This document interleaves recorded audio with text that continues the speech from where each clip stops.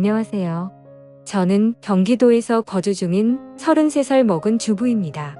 32살 때 시집와서 남편이랑 분가해서 살았고요. 어느 날 남편이 어머님께서 돌아가시고 혼자 계신 아버님을 저희가 모시는 게 어떻겠냐고 갑자기 이야기를 하더군요. 어느 누가 갑자기 저런 말을 하는데 좋다고 할 수 있겠어요. 그 일로 남편이랑 많이 싸웠어요. 위에 형님도 있으신데 왜 우리가 모시냐고. 아주버님은 대기업을 다니고 계셔서 저희보다도 여유롭고 형편이 저희와는 정말 비할 수도 없을 만큼 좋습니다.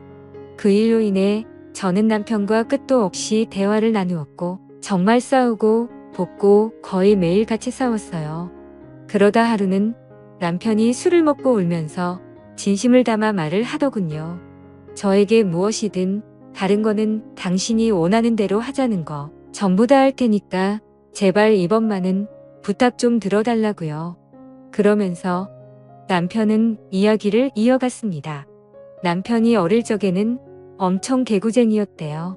매일 사고 치고 다니고 해서 아버님께서 매번 뒷 수습하러 다니셨다고 하더라고요. 남편이 어릴 때 골목에서 놀고 있는데 지나가던 중간 크기의 트럭에 받칠 뻔한 걸 아버님이 보시고 남편 대신 부딪히셨는데 그것 때문에 지금도 오른쪽 어깨를 잘못 쓰신대요. 그리고 아버님 하시던 일이 노가다였는데 남편이 군 제대하고도 26살 때쯤까지 놀고 먹었더랍니다. 아버님이 남편을 늦게 낳으셔서 지금 아버님 연세가 68세 되세요. 남편은 33살이고요. 60세 넘으셨을 때도 노가다 하시면서 가족들 먹여 살리고 고생만 하셨다네요. 노가다를 오래 하면 시멘트 독이라고 하나. 하여튼 그것 때문에 손도 쩍쩍 갈라지셔서 겨울만 되면 많이 아파하신다고 하더라고요. 평생 모아 오신 재산으로 마련하셨던 조그만한 집도 아주버님이랑 남편 결혼할 때 집장만 해주신다고 파시고 지금은 월세 내면서 원룸에 들어가서 사신다고 하더라고요. 그런데 어머님까지 돌아가시고 혼자 계신 거 보니 마음이 아파서 눈물이 자주 난다고 하더라고요. 저희가 살림이 넉넉했으면 이런 걱정도 안 할 텐데요.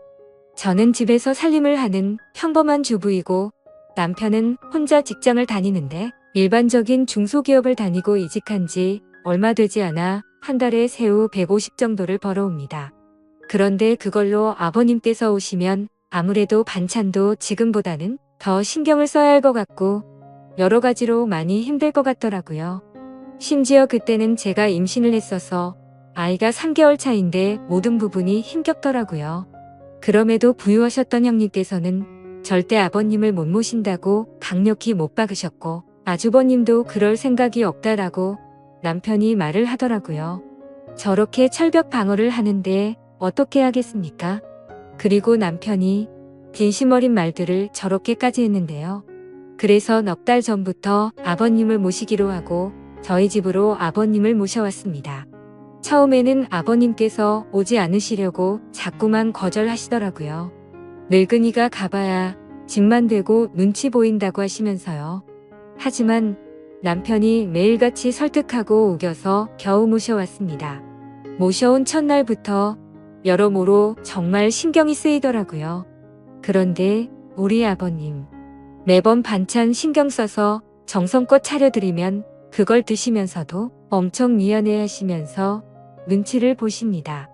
가끔씩 고기 반찬이나 맛있는 음식을 해드리면 아버님께서는 드시지 않고 남겨두셨다가 저희 남편이 퇴근하고 돌아오면 남편을 먹이더라고요. 그리고 저 먹으라고 일부러 드시지도 않고요. 거기다가 하루는 장을 보고 집에 왔는데 아버님께서 바닥에 꿇어 앉아서 걸레질을 하고 계시더라고요.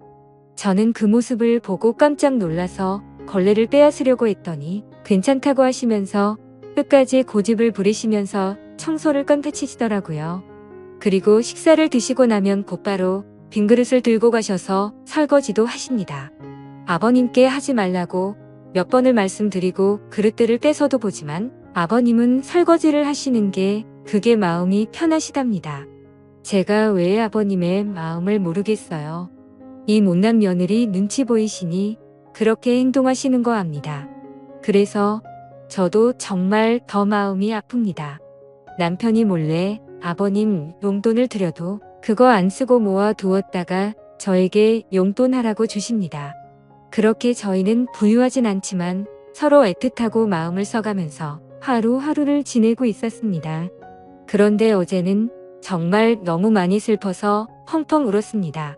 아버님께 죄인이라도 된 듯해서 눈물이 왈칵 나오는데 참을 수가 없더라고요. 한 달 전쯤부터 아버님께서 아침에 나가시면 저녁 때쯤 들어오시더라고요. 어디 놀러라도 가시는 것 같아서 용돈을 드려도 받으시지도 않고 웃으시면서 다녀올게 하시면서 매일같이 나가셨습니다. 저는 그래서 그냥 집안에만 있으시기엔 답답하셔서 산책이라도 다녀오시다 보다 하고서 크게 생각을 하지는 않았습니다. 그런데 어제 장을 보러 슈퍼에 갔다가 아래층 주인 아주머니를 만나게 되었습니다. 그런데 그 주인 아주머니께서 제게 어렵게 말씀을 하시더라고요. 오다가 이 집 할아버지 봤는데 유모차에 박수 실어서 가던데. 이 말을 듣고 저는 상상조차 못해봤던 일에 깜짝 놀랐습니다. 네, 맞습니다. 아버님 아들 집에 살면서 돈 한 푼 못 버시는 게 마음에 걸리셨는지 불편한 몸 이끄시고 하루하루 그렇게 박수 주우시면서 돈을 버셨더라고요. 저는 그 이야기를 듣고 장을 보다 말고 밖으로 뛰쳐나갔습니다. 아버님 찾으려고 이리저리 돌아다녀도 안 보이시더라고요. 너무 죄송하고 가슴이 아파서 집에 들어와서 정말 한없이 엉엉 울었습니다. 한참을 울고 나서 남편에게 전화해 오늘의 상황을 말하니 남편도 아무 말이 없더군요. 한참의 정적이 흐르고 남편은 일찍 들어간다고 말하고 그렇게 통화를 끊었고 남편은 저녁 5시 조금 넘어서 평소보다 일찍 퇴근하고 들어왔습니다.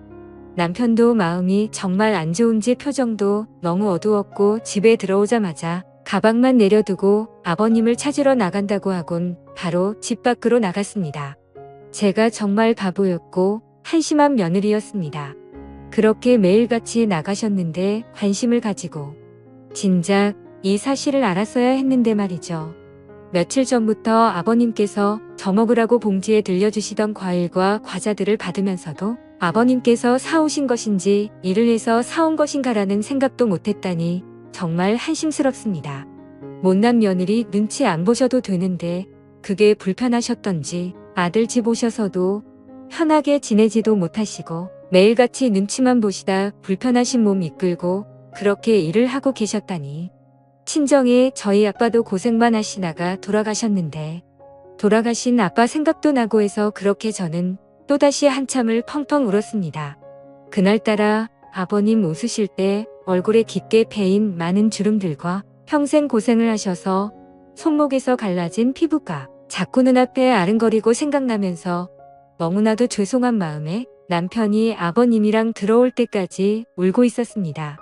남편이 아버님을 찾아 나가고 한 시간 정도 좀 넘어서 남편이 아버님을 모시고 집으로 들어오더라고요.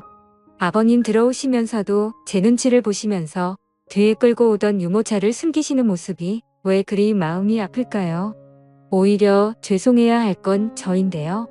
아버님께서 미안해하는 듯한 그런 모습이 가슴에 남아서 지금도 이 글을 적는데도 마음이 너무 아픕니다.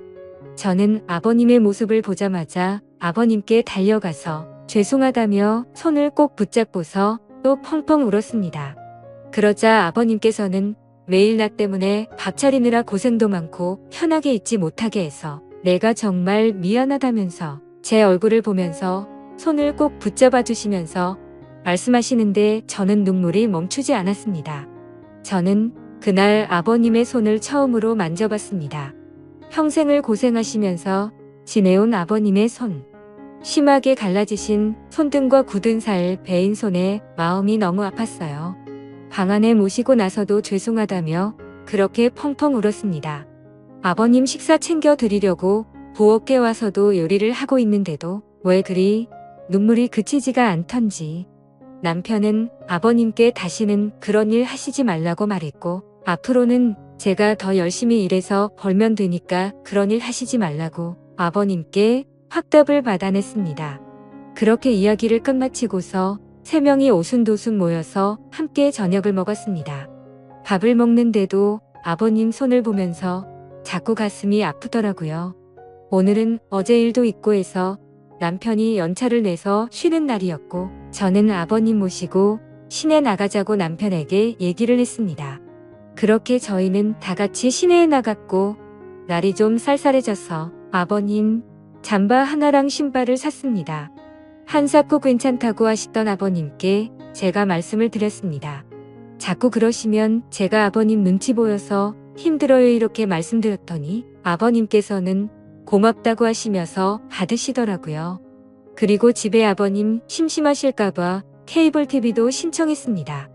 아버님께서 스포츠를 좋아하시는데 오늘 야구 방송이랑 낚시 방송 보시면서 너무 즐거워 보이시더라고요. 조용히 다가가서 아버님 어깨를 만져드리는데 보기보다 정말 왜소하시더라고요. 제가 꽉 잡아도 부서질 것만 같은 그런 아버님의 어깨. 지금까지 고생만 하시고 자식들 뒷바라지 하시느라 평생 헌신하시면서 살아오셨던 아버님의 그런 발자취들이 느껴지면서 저는 또 마음이 아파왔네요. 남편한테 말했어요. 저 평생 아버님 정말 친아버지처럼 생각하고 모신다고요. 비록 지금은 아버님께서 불편해 하시지만 언젠가는 친딸처럼 생각하시면서 대해주실 때까지 정말 잘할 거라고요. 마지막으로 아버님, 앞으로는 제 눈치 안 보셔도 돼요. 제가 그렇게 나쁜 며느리 아니잖아요. 아버님의 힘드신 희생이 없으셨다면 지금의 남편도 없잖아요. 그랬다면 지금의 저와 뱃속에 사랑스러운 손자도 없을 거예요. 저 아버님 싫어하지 않고 정말 사랑해요, 아버님. 그러니 항상 건강하시고 오래오래 사셔야 돼요. 그리고 2번 다시 그렇게 일 안 하셔도 돼요. 저 허리띠 졸라 매고 알뜰하게 살게요.